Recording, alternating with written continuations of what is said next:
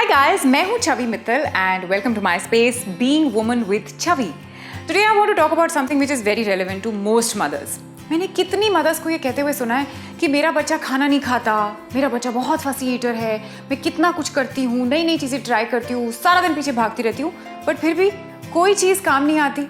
So today I'm going to talk about my own tips based on my own experience with both my kids and also based on the very beneficial advice given to me by my kids' pediatrician. But before I begin, please don't forget to subscribe to Being Woman with Chavi.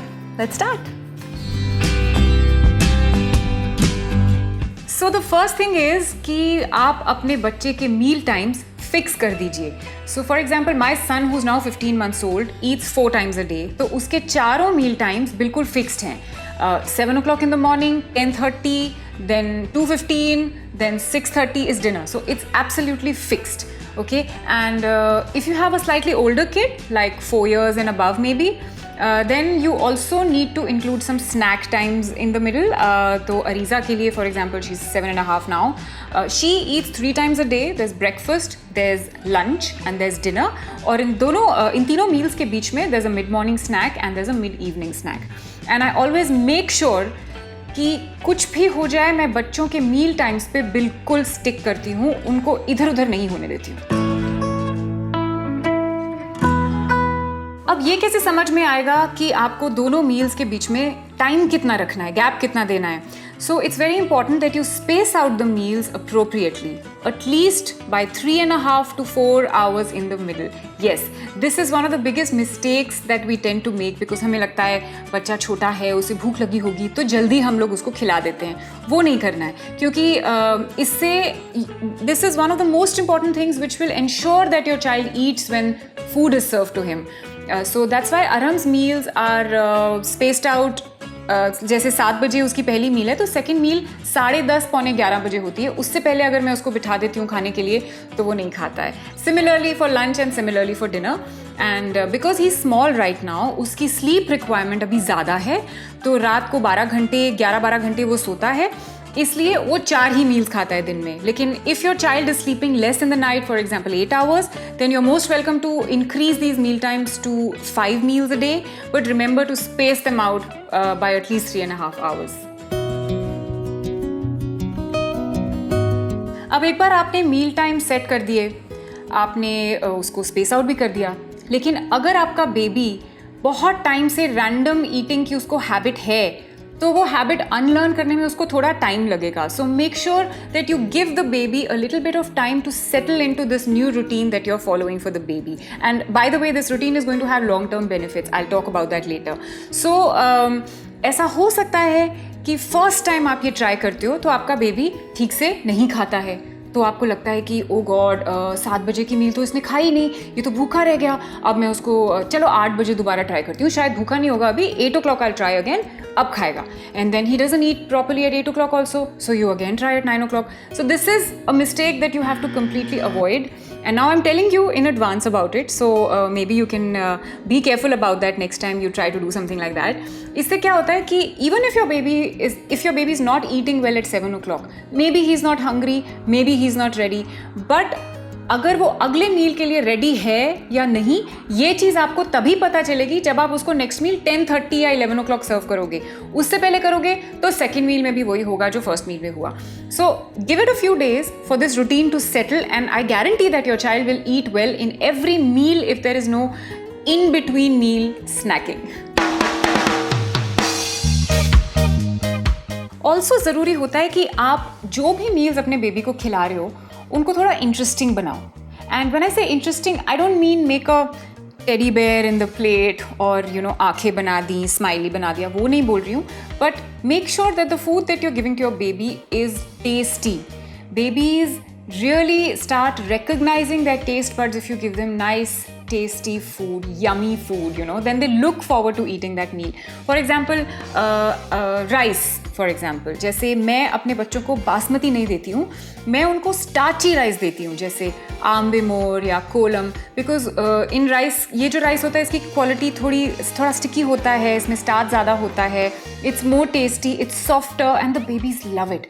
And then I also try to make it interesting for them by adding a little bit of ghee ka tadka in it with a little bit of jeera powder or a little bit of hing in the dal. Sometimes I put a kasuri methi ka tadka in the dal. And think about ways of how you can make a meal interesting for the child. अब छोटा बच्चा है, for example, if he's a year old. Now I started Arham on a full family diet very early. He was only about 10-11 months when I started full family diet for him. And when I say full family diet, I don't mean कि मसालेदार खाना उसको खिलाओ मिर्ची डाल के और गरम मसाला डाल के. No, it has to be simple. But धनिया पाउडर, जीरा पाउडर, थोड़ा सा हरा धनिया for flavor, little bit of देसी घी, sometimes चीज़, अगर किसी चीज़ में something that goes well with cheese, for example dosa, तो उस पर थोड़ा चीज़ डाल के, it only makes the child look forward to the meal better, and he ends up eating it better because he's enjoying the taste of the food. आप अपने बच्चे को सबसे इम्पॉर्टेंट हैबिट जो सिखा सकती हैं वो है टू रिकग्नाइज हिज और हर हंगर. आई थिंक ये एक ऐसी चीज़ है जो all babies are born with. They have an instinct, right? छोटा बच्चा जब उसको भूख लगती है तो वो रोता है because he is recognising his hunger. उसे पता है कि मुझे कुछ चाहिए, मुझे पेट में कुछ चाहिए, खाली हो गया अभी.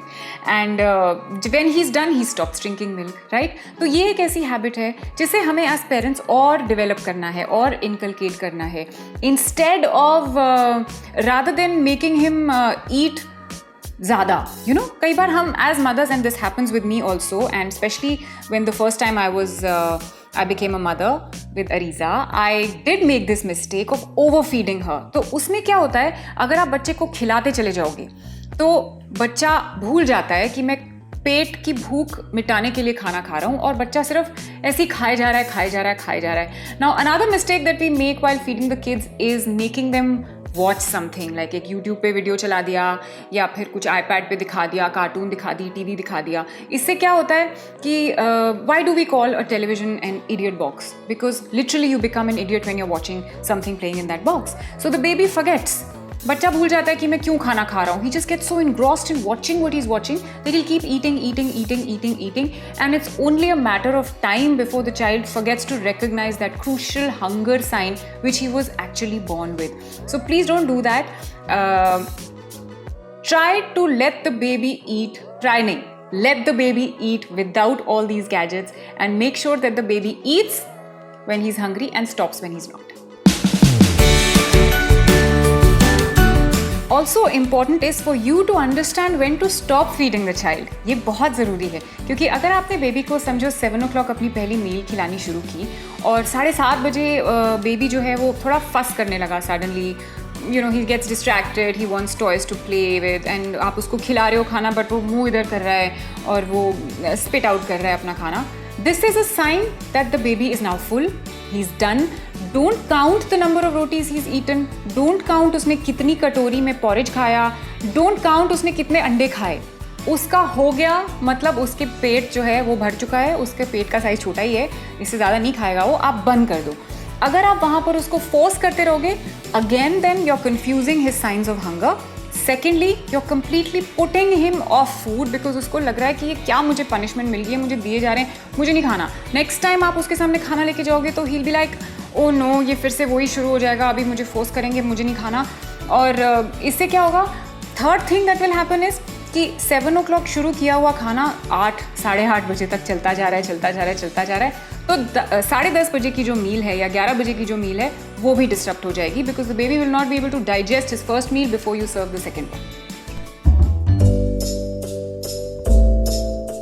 एक सबसे बड़ी मिस्टेक जो मदर्स करती हैं, और मैंने खुद भी ये मिस्टेक बहुत की है, वो ये है कि अगर मैं अरीज़ा को कुछ खाने को देती थी, suppose I gave her fried egg, okay, she is not eating it, आधा खाया उसने और उसके बाद छोड़ दिया, तो मैं परेशान, खा नहीं रही है, अच्छा नहीं लग रहा है, क्या करूं, चलो एक टोस्ट ट्राई करती हूँ. टोस्ट लेके आ गए, बटर लगा के, जैम लगा के, खाने लगी, थोड़ा सा आधा खा लिया, ओ my God she is not eating it, चलो पराठा ट्राई करते हैं. पराठा बना के ले आए, वो आलू का पराठा ले आओ, चलो थोड़ा खाया, quarter of a paratha she ate, and suddenly she stops and I am like, oh my God she is not eating this, मैं क्या करूँ? कोई बिस्किट भी खिला दिया, दूध भी पिला दिया, इतना कुछ थोड़ा खिला दिया, और at the end of the whole meal the mother feels कि अरे मेरे बच्चे ने तो कुछ खाया ही नहीं, मैंने उसको अंडा भी दिया था, टोस्ट भी दिया था, पराठा भी दिया था, उसने तो कुछ भी नहीं खाया। But come to think of it, आपके बेबी ने आधा अंडा भी खाया, आधा टोस्ट भी खाया, पौना पराठा भी खाया या क्वार्टर पराठा भी खाया, बिस्किट भी खाया, दूध भी पिया। अब इससे ज़्यादा बच्चा क्या खाएगा? So this is the biggest mistake. हम इतना खिला देते हैं बच्चे को और फिर हम खिलाते चले जाते हैं आधे आधे घंटे के बाद ये सोचकर कि नहीं अभी भी उसका पेट भरा नहीं है। Trust me, like I said, a baby is born with that skill to recognize his hunger. It is basic human instinct. We just have to help the child develop it further. We don't have to curb that instinct. नहीं खाना है बच्चे को, मत खिलाओ. In fact, I go to the extent of taking the food away and not trying anything else with Arham. Now that I'm a little more experienced with my experience with Ariza, तो मैं उसको बोल देती हूँ कि ठीक है, आपको नहीं खाना है, आप मत खाओ, आपको दूसरी चीज़ नहीं ट्राई होएगी। इससे ये भी फ़ायदा होता है कि as the child grows up, he becomes less fussy when it comes to eating. तो आप उसको करेला दोगे, वो करेला भी खाएगा, आप उसको दूधी दोगे, तोरी दोगे, तो वो भी खाएगा, बिकॉज उसको पता है कि मेरी पेट में ये आया है, मुझे भूख लगी है तो मुझे यही मिलेगा, मेरे पास और कोई ऑप्शन नहीं है। And that is a very very important thing that I completely live by. So basically एक छोटी सी चीज़ जो आपको ध्यान में रखनी है वो ये है कि जब आप अपने बेबी को खाना खिलाने बैठते हो तो आप just put your self in the babies shoes and think कि अभी जो मैं अपने बेबी के साथ कर रही हूँ, अगर वो मेरे साथ कोई करेगा तो will I like it? Maybe the food is not tasty but I am being forced to eat it, will I like it? Will I like it if I am full, लेकिन कोई मुझे बोल रहा है चलो 2 bite और खा लो, चलो लास्ट बाइट और खा लो, अरे दही तो खाना ही है, तो आपको कैसा लगेगा? और अब ये भी सोचो कि अगर आप किसी दिन बहुत ओवर ईट कर लेते हो बिकॉज आप किसी के घर पे गए हो और बहुत मेहमान नवाजी हो गई आपकी, आपने पूरियाँ भी खा ली, छोले भी खा लिए, साथ में खीर भी मिल गई, हलवा भी मिल गया और लस्सी भी पी ली, how do you feel? Do you feel hungry in the next meal? I don't think so. And do you feel bloated and do you feel like oh god indigestion हो रहा है? कितनी गंदी फीलिंग हो जाती है, राइट? सो वही feeling आपके बेबी को भी होगी अगर आप उसको ओवरफीड कर दोगे। तो हमको सिर्फ इतना करना है that we have to teach the baby to eat the right quantity of food. Also मतलब apart from eating the right things, we also have to teach him to eat in the right quantity. That is important. तो अगर ऐसा होगा तो उसको कभी बड़े होकर कोई प्रॉब्लम नहीं होएगी, ओबेसिटी की प्रॉब्लम या कोलेस्ट्रॉल की प्रॉब्लम या ब्लड प्रेशर की प्रॉब्लम, डायबिटीज़ की प्रॉब्लम, 1000 तरह की प्रॉब्लम्स हैं जो ओवर ईटिंग की वजह से होती हैं। तो वो चीज़ हमको अवॉइड करनी है उसी तरह जिस तरह हम अपने खुद के लिए अवॉइड करते हैं। So and I would like to sign out by saying that just the way you are giving time to your baby to fall into this routine, give yourself also time to fall into this routine. Don't stress, just feed your baby patiently और calmly, ताकि जो feeding time है, जो meal times हैं, वो आपके और baby दोनों के लिए fun time हो, so that both of you look forward to it. It should not be a time which is stressful for the baby as well as you. I hope these tips helped you, and if you have any further queries, you please write down in the comments below and I'll reply to them. I want to also add here, dear mothers, that if you have any queries, कई बार ऐसा होता है कि हमारा question इतना complicated होता है कि हम comments में लिख नहीं पाते हैं, तो आप एक voice note record करके, don't type it, just record your voice and ask me that question and mail it to me on beingwomanwithchavi@gmail.com. Okay, you can send in your questions there and I will play your question in one of my live sessions and I'll reply to all those questions. मेरे लिए भी easy हो जाएगा आपके questions को reply करना, आपके लिए भी easy हो जाएगा मुझे questions भेजना. Okay, so please do that and remember to like this video, share this video with a struggling mother who's struggling with meal times with her kid. And tell me how you liked it. Also, don't forget to subscribe to Being Woman with Chavi. This is me signing out. Love and peace from me to you.